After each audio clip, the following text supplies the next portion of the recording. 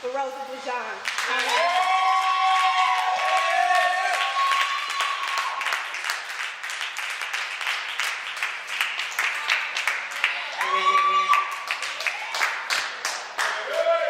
I'm going to pray real quick, even though Ms. Peggy just did an awesome prayer.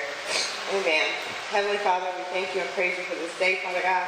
I thank you and praise you for another opportunity, Father God, to just be used by you, Father God. I pray right now, Father God, that you decrease me, Father God, and increase you and me, Father God. Think through my mind, speak through my lips, Father God, and give me what to say to your people, Father God. In the name of Jesus, I just thank you, Lord. I give you all the praise, honor, and glory. In the name of Jesus, amen. Amen. You may be seated. So, good morning, Saints. How is everyone today? Blessed. I'm doing pretty good. I think I got a little more nervous. The sound is just like, never heard myself like this.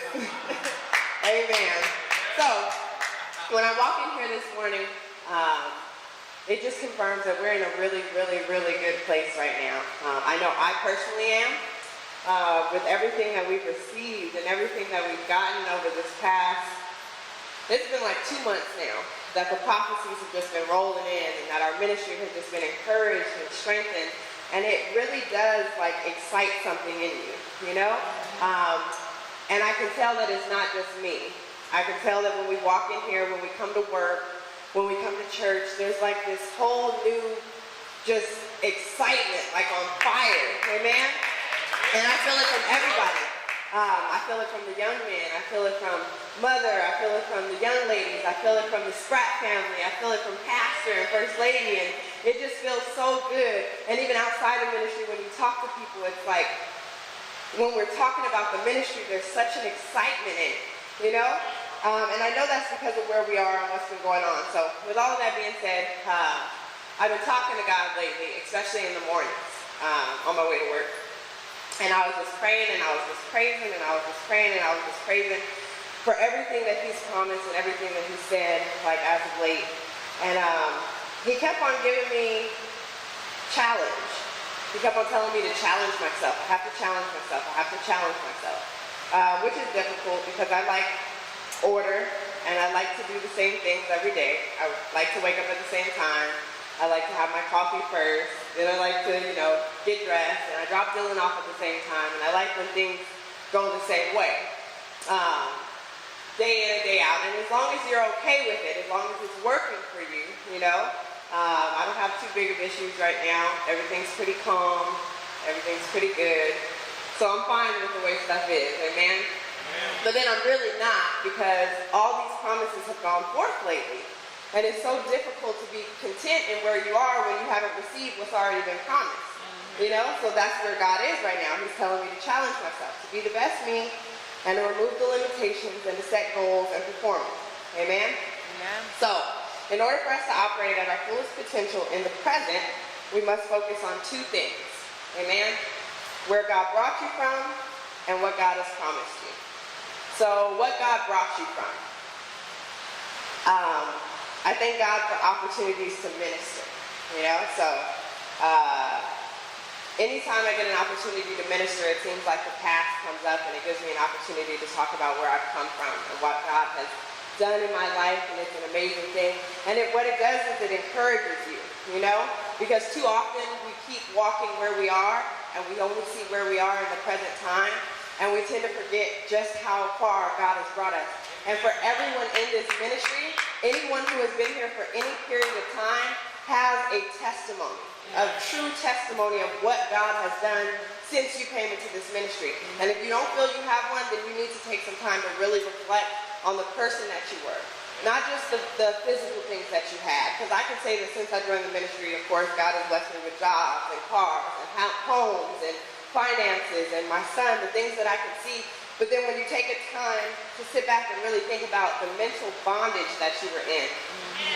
I had an opportunity to talk to a young lady last night. My friends just left her with me. I didn't even really know the girl. But I had a chance to sit there and talk with her. One of the things that we were talking about was anxiety. And I got back to thinking, and I was like, oh, I used to have anxiety so bad. Like, I still deal with the same things that I deal with, which is making sure everything is done.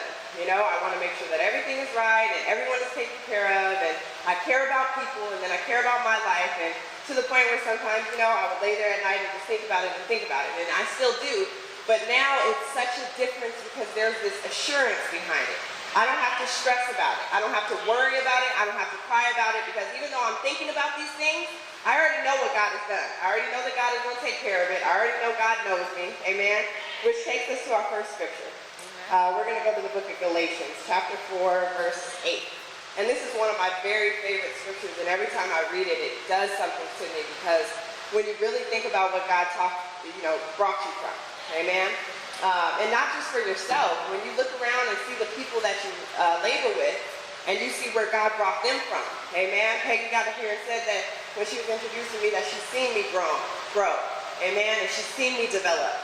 And that's a beautiful thing, because I can say the same thing about Taylor and about Sabrathia, to think about the person that Sabrathia was when she came into the ministry, which was beautiful, but she was bound. She didn't have the boldness that she has today. She was truly in bondage, and then to see her get up and try to dance better than me during praise, it's truly just beautiful, When I think about Elliot and how long we've been friends, and half of our friendship I didn't even really like him because he was so bound, like the way his mind worked just wasn't right. And then talking about his testimony and what God brought him through, it encourages you, not just to look at what God brought you through, but to look at what God has brought other people through. Right. Amen? So the scripture reads, "Howbeit then, when you knew not God, ye did service unto them which by nature were no gods. But now, after that ye have known God, or rather are known of God, how turn ye again to the weak and beggarly elements, whereunto ye desire again to be in bondage?" Amen? We're talking about how to operate in the fullest potential in the present. You have to remember the past. Amen? How is it that now that you know God, and then you don't just know God, right? You're known by God. God knows your name. I know he knows my name, because whenever I call him, he reads the caller ID and he answers every time. Amen? How is it that you would still desire to be there? Amen? That is what is going to help you to operate in your fullest potential in the present. Amen? Is to know. God knows my name now. I'm not where I used to be. Amen? He deserves more. He deserves more out of me, because now he knows my name, and I know him, and I've seen the things that he did, and I remember what he brought me through, and I remember what he brought my brother through, and I remember what he brought my sister through, and I know what he brought my child through. So that is what is going to help you to operate in the now. Amen? And you have to focus on and remember what God has promised you. And we here at the Power of Love are so very blessed. We just get it from all angles. So we have a man of God who preaches directly from the Word of God. Amen? And not just preaches, but he teaches. He teaches us what God has for us. He teaches us God's promise. And this book is filled with so many of them. Amen? And this is God's promises for the people. Anybody who reads this book and is saved, amen, and believes this can receive that. And we get that. We get that every single time that we walk through these doors. We get what God has promised and what God has already told us. Amen? But then God sends prophets to us. He sends real men of God and women of God who prophesy into our ministry, into our lives. And what prophets do is they give you additional, more specific, more tailored promises, amen, that are still very much in line with the word that we receive here and what God has already promised us. But he tailors them just for us, amen?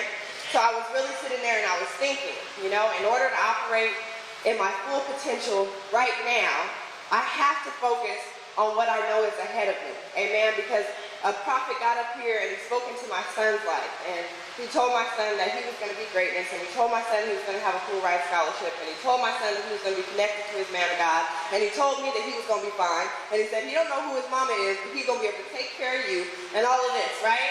So I'm thinking that when I think about that prophecy, it stops me from the things that weigh me down. Because there's some situations and some things that weigh me down. Most of them are regarding my son and people in his life and things like that. But how is it that I can, and anger can kind of distract you and set you back. We talked about those distractions, right? But how is it that I can walk in those distractions and truly believe what was prophesied? Amen?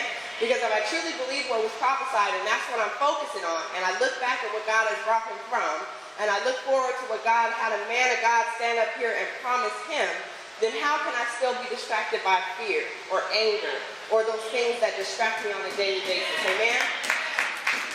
We've had so many prophecies go forth. We were told that millionaires are coming out of this ministry. Okay, we were prophesied $20,000 that there's people who are going to receive $20,000, and we've seen it happen. Amen. We were prophesied that there was going to be we were fishermen of men, and that somebody was going to catch a millionaire, and I received it. And we were prophesied that gas prices were going to go up and increase, and it wasn't going to affect us. And every day I fill up my tank, and it doesn't affect me. Amen. And we were prophesied that there was 2 checks. One was going to be $502,000, one was going to be $504,000, and the same person's name was on both of them, and I received that, right? So how am I angry? How am I mad? How am I stressed? How am I worried? How am I worrying about the weights that are holding us back when these type of things have already been spoken? Amen? We were prophesied that if you lost anything, it would be restored. This is during our anniversary month. If you lost anything, it would be restored, and there's some things I lost, so I'm looking forward to restoration. Amen? We were prophesied that there was jobs you didn't qualify for. We were prophesied that we were going to be getting homes that we did not buy. People were prophesied that 365 days from today, you wouldn't even be able to recognize the position that you're in. People were prophesied that lucrative businesses were going to come out of you. People were prophesied that their children were going to be prophets. Amen. People were prophesied that scholarships were coming out of this ministry. People were prophesied that God was going to display you in the palm of his hand. We were prophesied that our best days are yet to come, and that was only about 10 prophecies that have gone forth this month. Amen. And in order for us to operate in our fullest potential in the present, we have got to focus on what is ahead of us and what has already been promised us. Amen. Which takes me to my second and final scripture.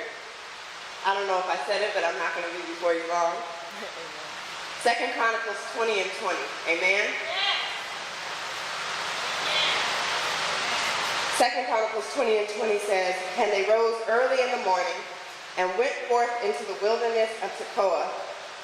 And as they went forth, Jehoshaphat stood and said, Hear me, O Judah, and ye inhabitants of Jerusalem.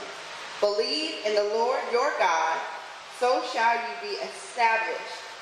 Believe his prophets, and you shall prosper." Amen? Amen. He's telling the people to believe in God to set the foundation.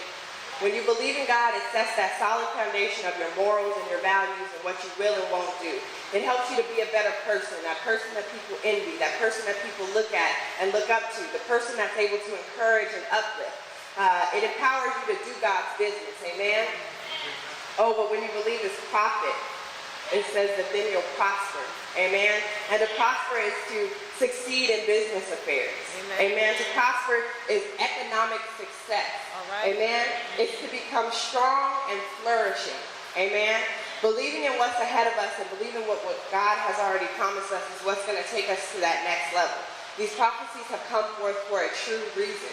And everyone who has got up here and prophesied of the prophecies that I spoke on were true prophets, were true men, men who we've seen their prophecies come to pass, amen?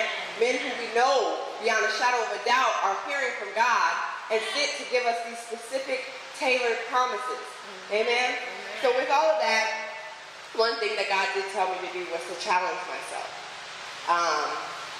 which is sometimes difficult, but when you believe the prophet and you believe that these things are coming to pass, then you do challenge yourself. So in challenging myself, God told me to make sure that every interaction that I had with people was sweet, because I'm a fisherman of men and I'm going to catch a millionaire. He said make sure every single interaction you have is meaningful, to where when that person walks away, they're going to remember you. Amen?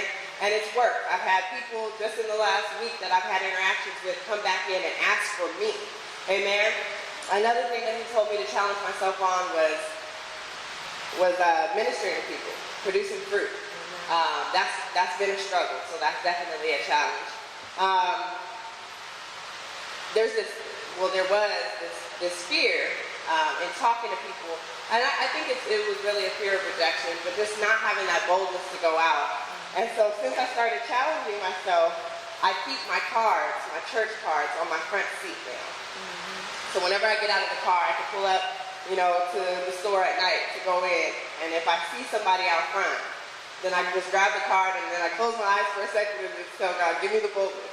And then I'll just walk up to them and it takes 2 seconds, and when you walk away, you feel so just fulfilled, Yeah. Even if that person never comes in, just the fact that you did what God challenged you to do. Amen? That's right. Walking into grocery stores. So my challenge right now for myself, and I'm not telling anyone to take on my challenge. This is a challenge, a personal challenge.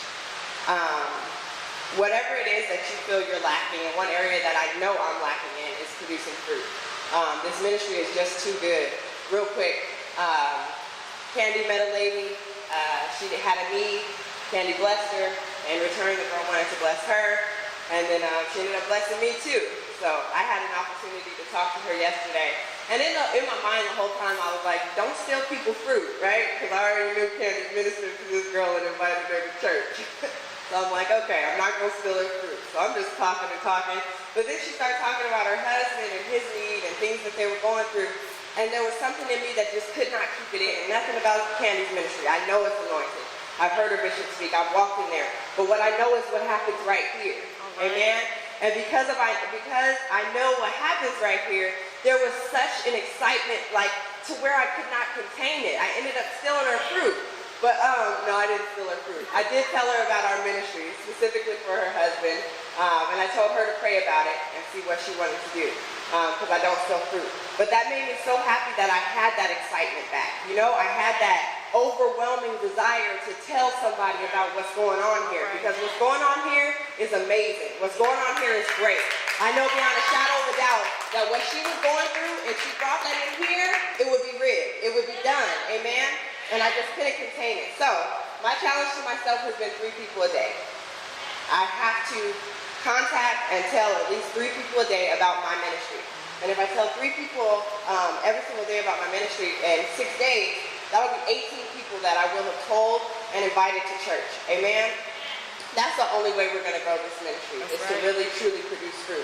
And once we produce fruit, we'll get to see the prophecies come. Amen? We know the vision. We've seen the vision, and the vision is amazing. So it's our turn to work it. That's my challenge to myself. That's just one of them. I'm not going to tell you all the rest because they're not your business. But that's one of my challenges. Amen. And I'm challenging you guys. Amen? Amen. To take the same challenge, and it doesn't have to necessarily be with fruit, but just with something that was previously holding you back. Amen? A challenge is something that's going to take a little bit from you. So, that's what I have for you guys. I love you. Be blessed. I told you I wasn't going to be before you long. And thank you. Have a wonderful day.